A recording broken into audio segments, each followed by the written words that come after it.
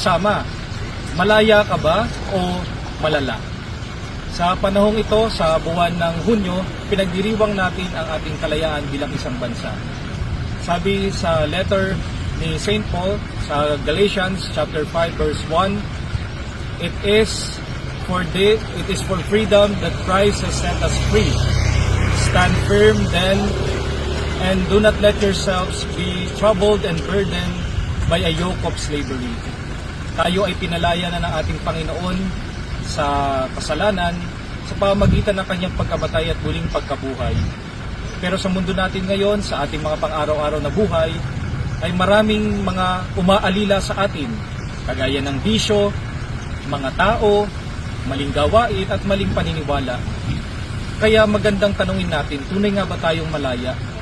At ipanalangin natin sa Diyos na tayo ay mapalaya sa mga ganitong bagay na umaalipin sa atin. Kaya tayo po ay manalangin.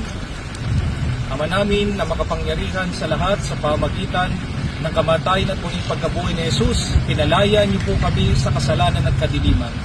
Patuloy niyo po kaming palayain sa mga bagay na naglalayo sa amin at sumisikil sa aming kalayaan upang kami ay makapaglingkod at sumunod sa inyo ng buong kalayaan. Amen.